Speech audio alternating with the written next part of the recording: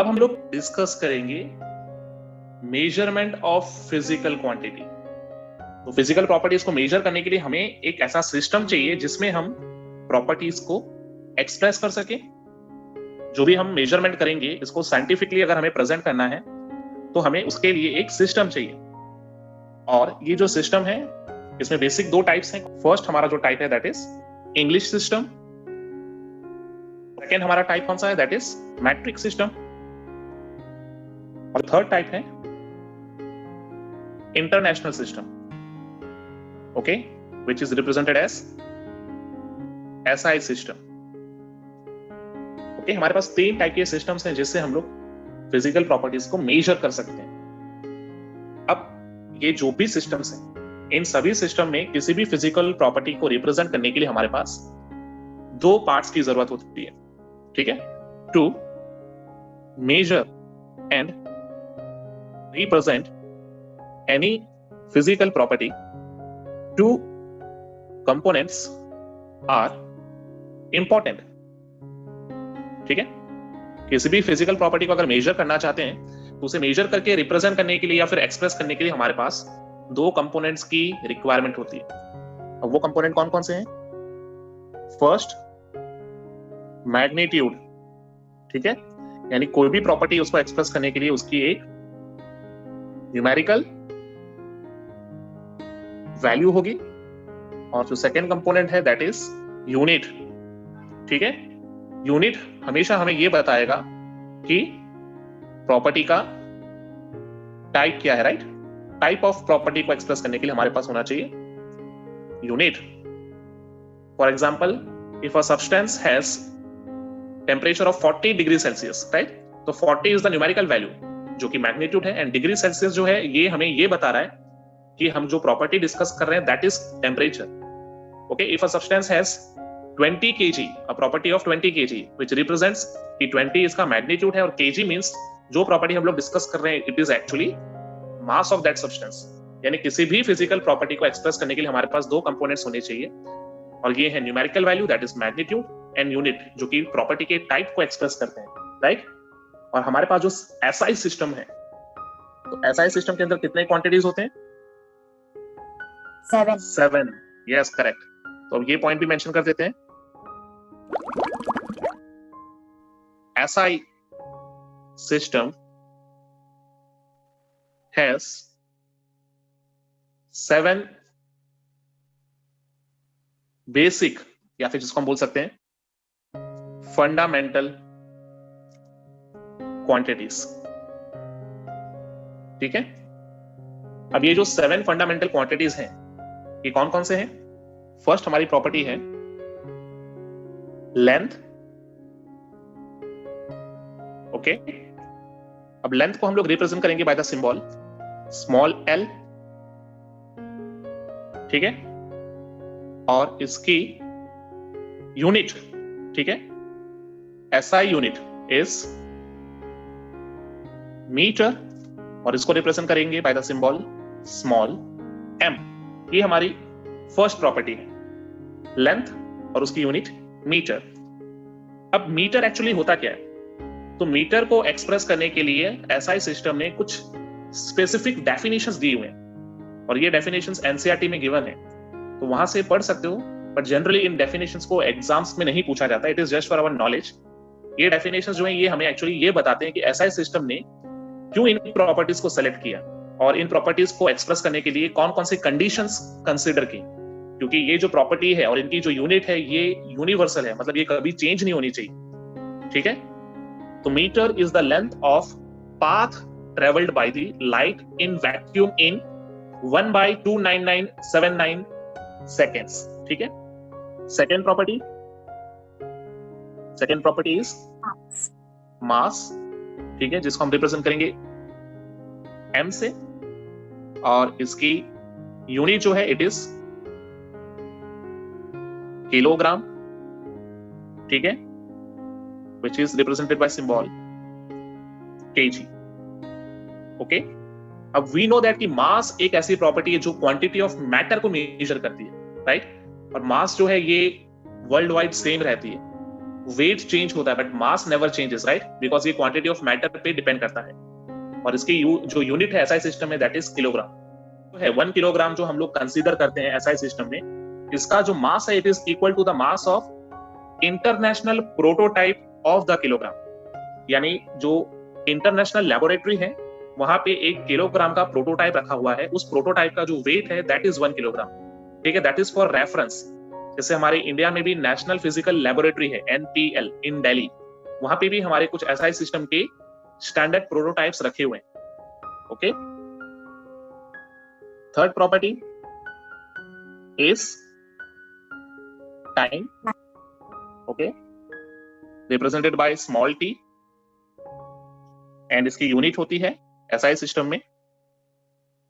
Second, represented by small S. Okay,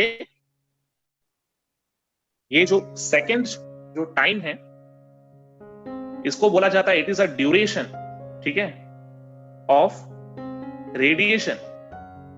अब यहां पे जो रेडिएशन होता है it is given by a caesium atom, जो कि रेडियो एक्टिव एटम है caesium 133। So it is the duration of 9192631770 periods of radiation corresponding to the transition between the two level of ground state of cesium 133 atoms. ठीक है, next property is electric current represented by symbol I, और इसकी जो unit होती है ampere, and it is represented by symbol capital A. अब electric current हमें पता क्या होता है, it is the flow of charge per unit time, यानी rate of flow of charge is known as electric current.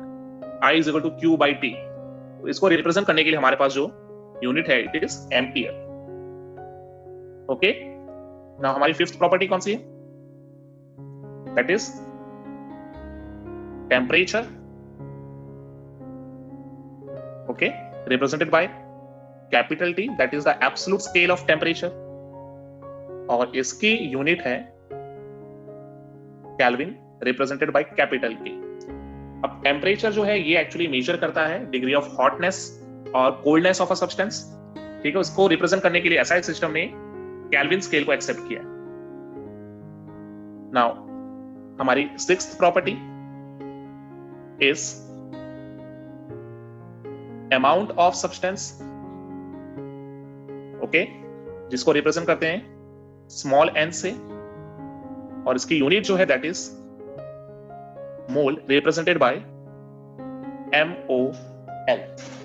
Amount of substance जो है ये एक ऐसी प्रॉपर्टी है जो साइंटिस्ट ने इसलिए इंट्रोड्यूस किया था ताकि स्मॉल क्वांटिटी की चीजों को मेजर किया जा सके। ठीक है, नाउ लास्ट प्रॉपर्टी जो है हमारी that is luminance intensity।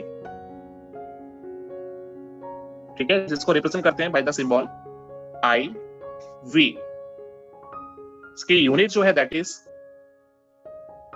Cadila, और रिप्रेजेंट करते हैं स्मॉल CV से। ठीक है, जो सब्सटेंसेस की लाइट एमिट कर सकती है उनकी प्रॉपर्टी को एक्सप्रेस करने के लिए हमारे पास ये क्वांटिटी है जिसको हम लोग बोलते हैं luminous intensity. Okay,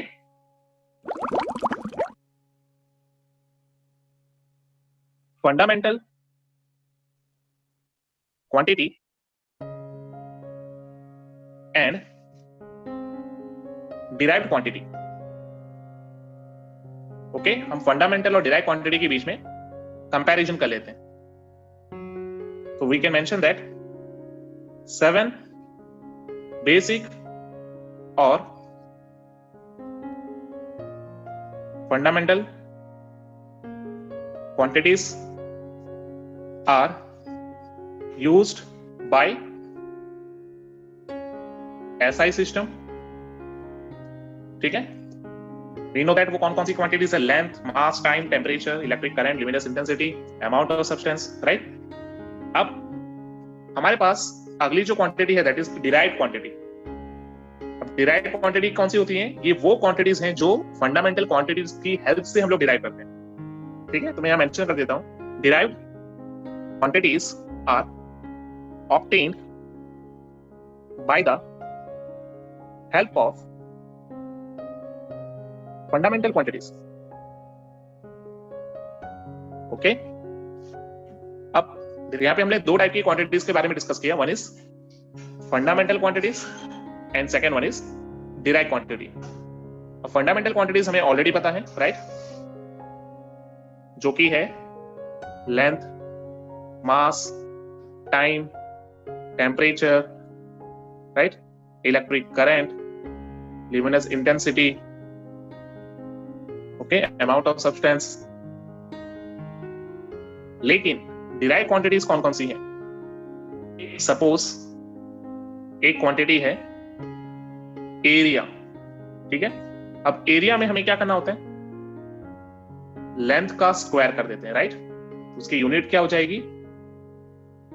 metre square. तो ये हो जाएंगी डिराइव्ड यूनिट. ओके, एक और एग्जांपल देख लेते हैं. वॉल्यूम. तो वॉल्यूम भी एक डिराइव्ड क्वांटिटी है बिकॉज इसको रिप्रेजेंट करेंगे एल क्यूब से और इसकी यूनिट हो जाएगी metre cube. Metre cube is a derived unit. Okay, density. Density is a derived quantity क्योंकि इसको रिप्रेजेंट करेंगे हम लोग ratio of mass and volume. तो मास की यूनिट हमें पता है केजी है, वॉल्यूम की मीटर क्यूब है. इसका मतलब डेंसिटी की यूनिट हो जाएगी KG per metre cube. Okay, speed. Okay, speed को रिप्रेजेंट करते हैं हम लोग कैसे? स्पीड का फॉर्मूला होता है डिस्टेंस अपॉन टाइम. ठीक है, अब डिस्टेंस एक फंडामेंटल क्वांटिटी बिकॉज इसकी यूनिट है मीटर. टाइम एक फंडामेंटल क्वांटिटी है तो मीटर पर सेकेंड. ओके, तो ये हो जाएगी इसकी यूनिट. तो ऐसी क्वांटिटीज जो हम लोग फंडामेंटल क्वांटिटीज की हेल्प से मेजर कर रहे हैं, it is known as derived quantities. We will discuss some derived units and some derived quantities. तो हमारा टॉपिक होगा, अब इसमें पहला प्रॉपर्टी हम लोग डिस्कस करेंगे डिराइव्ड क्वांटिटी में, दैट इज वॉल्यूम. ठीक है, this is our first property. हम वॉल्यूम को डिस्कस करते हैं. हमें पता है कि वॉल्यूम जो है ये क्या है? इट इज अ प्रॉपर्टी जिसको एक्सप्रेस करने के लिए ऐसा सिस्टम है, हमारे पास यूनिट होता है मीटर क्यूब. ठीक है, तो मैं यहां मेंशन कर देता हूं कि वॉल्यूम को मेजर करने के लिए ऐसा सिस्टम जो है ये यूज करेगा यूनिट मीटर क्यूब. ओके, लेकिन लिक्विड्स को भी हम मेजर करते हैं, ठीक है, इन टर्म्स ऑफ वॉल्यूम. और वहां पे हमारा जो कॉमन यूनिट यूज होता है दैट इज लीटर. तो यहां पे ये भी मेंशन कर देता हूं. But for liquids common unit क्या है? लीटर. ठीक है, हम लीटर यूज करते हैं और वो एसआई सिस्टम में नहीं है. तो मैं तुम्हें ये बताना चाह रहा हूं कि लिक्विड के केस में हम लोग मीटर क्यूब यूज नहीं करेंगे. We are going to use litre only. ठीक है, इवन दो वो एसआई सिस्टम में नहीं है. ठीक है, तो यहां कुछ रिलेशंस हमें यूज करने हैं, जैसे कि 1 litre it is actually 1000 ml, right? We know that 1 litre means 1000 millilitre. ये 1000 ml को हम लोग एक्सप्रेस कर सकते हैं एज 1000 सेंटीमीटर क्यूब. ठीक है, या फिर हम इसको मेंशन कर सकते हैं 1 डेसीमीटर क्यूब. ठीक है, सेकेंड प्रॉपर्टी जो हमें डिस्कस करनी है which is important, that is density. Density जो है ये एसआई सिस्टम की दो प्रॉपर्टीज पर डिपेंड करती है. It depends on mass and volume. ठीक है, so we can write density rho is equal to mass upon volume. Okay, और एसआई सिस्टम अगर इसको रिप्रेजेंट करेंगे तो क्या हो जाएगा? Mass is KG. Okay, and volume is metre cube. तो इसको मेंशन कर सकते हैं like this, kg per metre cube और kg मीटर क्यूब इनवर्स। ठीक है, बोथ आर सेम। अभी डेंसिटी जो एक ऐसी यूनिट है जो कि हम लोग kg पर मीटर क्यूब में एक्सप्रेस करेंगे फॉर एसआई सिस्टम, लेकिन केमिस्ट्री में जनरली हम लोग डेंसिटी को छोटी यूनिट पे एक्सप्रेस करना प्रेफर करेंगे, जैसे कि ग्राम पर सेंटीमीटर क्यूब। ठीक है, और ये हम तब यूज करेंगे, ठीक है, जब हमारे पास वॉल्यूम भी सेंटीमीटर क्यूब में होगा। तो एट दैट टाइम हम लोग डेंसिटी को ग्राम पर सेंटीमीटर क्यूब में भी एक्सप्रेस कर सकते हैं। कुछ फंडामेंटल क्वांटिटीज और उसके यूनिट्स को एक्सप्रेस करते हैं। Fundamental quantities and units. First property हमारी है मास, और इसको कंपेयर करेंगे हम लोग किसके साथ? We are going to compare it with weight. तो मास और वेट में क्या डिफरेंस है? Mass is the amount of substance, right? तो we can mention that mass is amount of matter. ठीक है, while weight is the force exerted by gravity, right, on the matter. मास जो है ये एक अमाउंट ऑफ मैटर है, that's why ये constant रहता है, जबकि वेट जो है वो फोर्स ऑफ ग्रेविटी पे डिपेंड करता है कि कोई भी मैटर उस पर कितना फोर्स ऑफ ग्रेविटी वर्क कर रहा है, राइट? इसलिए यूनिट ऑफ मास क्या है? It is kg, right? While unit of weight क्या होगा? फोर्स है, क्या होना चाहिए? It is newton, right? Why? Because ये एक फोर्स है, और वी नो दैट कि मास कैसा रहता है? इट इज कांस्टेंट, जबकि वेट क्या होगा? Varies from place to place. जैसा ग्रेविटेशनल फोर्स होगा on that basis weight vary हो जाएगा। ओके, नेक्स्ट प्रॉपर्टी जो हम लोग डिस्कस करेंगे हमारी फंडामेंटल क्वांटिटी है, that is temperature.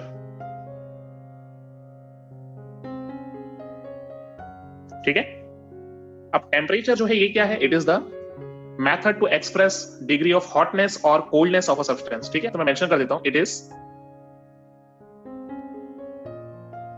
Degree of hotness और कोल्डनेस ऑफ अ सब्सटेंस। ठीक है, अब हमारे पास टेम्परेचर को एक्सप्रेस करने के लिए ऐसा यूनिट जो है वो हमें पता है, इट इज केल्विन। उसके अलावा भी हमारे पास डिफरेंट यूनिट्स अवेलेबल है। तो हमारे पास बेसिकली 3 यूनिट्स हैं। First is kelvin, second is degree Celsius, and third is degree Fahrenheit. अब ये जो तीनों डिफरेंट यूनिट्स हैं, जैसे अगर हम डिग्री सेल्सियस की बात करें तो हमें पता है कि डिग्री सेल्सियस पॉजिटिव, 0 और नेगेटिव तीनों हो सकता है, जबकि केल्विन स्केल जो है वो नेगेटिव में नहीं जाता है।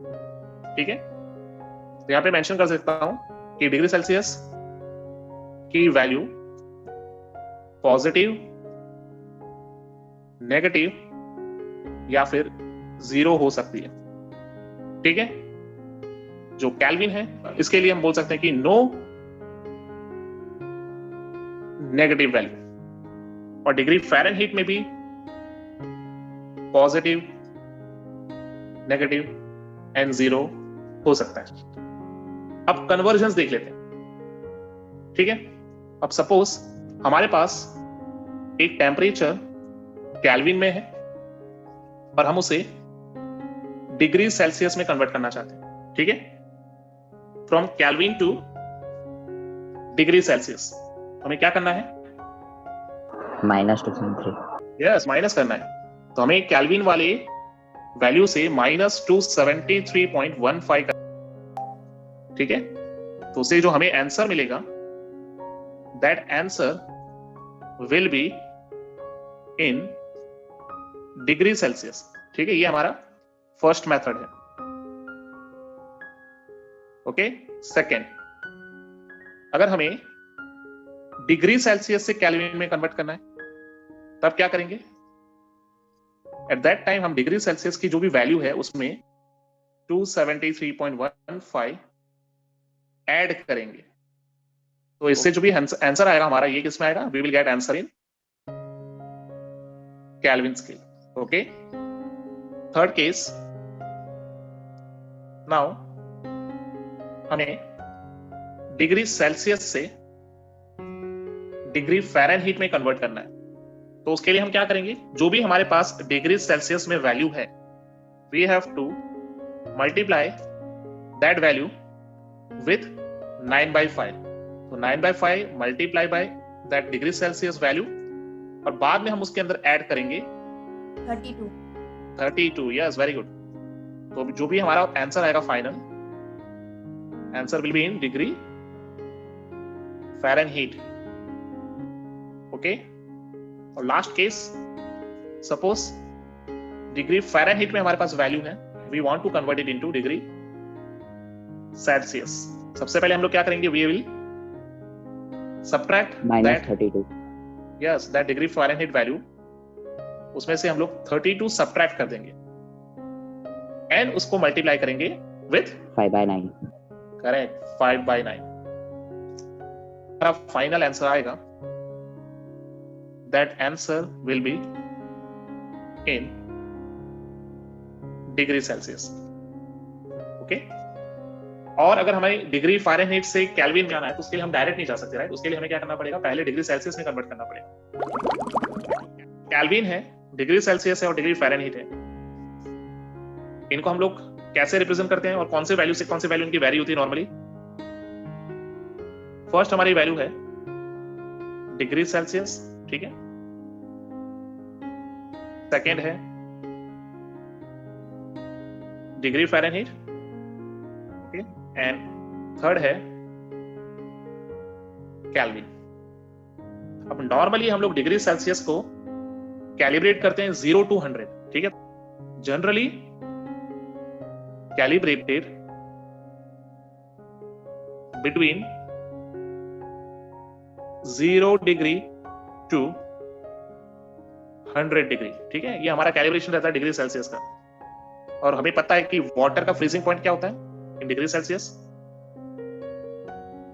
Freezing point of water is 0 degree Celsius, right? And boiling point of water is 100 degree Celsius. 100 degree Celsius, correct. Okay, तो हमारा ज्यादातर कोशिश ये रहती है कि हम लोग डिग्री सेल्सियस में 0 to 100 के बीच में कैलकुलेशन कर लें। 0 डिग्री सेल्सियस से अगर बिलो जाता है तो नेगेटिव भी पॉसिबल है इन डिग्री सेल्सियस यूनिट। अब डिग्री फ़ारेनहीट की बात कर लेते हैं एक बार, कि डिग्री फ़ारेनहीट को हम लोग जनरली कैलिब्रेट कितने से कितने के बीच में करते हैं? तो generally it is calibrated between 32 degree to 212 degree, ठीक है। अब मुझे बता सकते हो कि इसमें फ्रीजिंग पॉइंट क्या होगा? It is 32, okay, and boiling point 212। Yes, okay. अब केल्विन स्केल की अगर हम बात करें तो उसको हम लोग कैलिब्रेट कितने में करते हैं? Between 273.15 to 373.15 kelvin, okay. तो केल्विन स्केल में फ्रीजिंग पॉइंट ऑफ वाटर कितना होगा? 271। 273.15 Kelvin, and boiling point of water will be 373.15 Kelvin. Okay okay, एक फैक्ट भी है यहाँ पे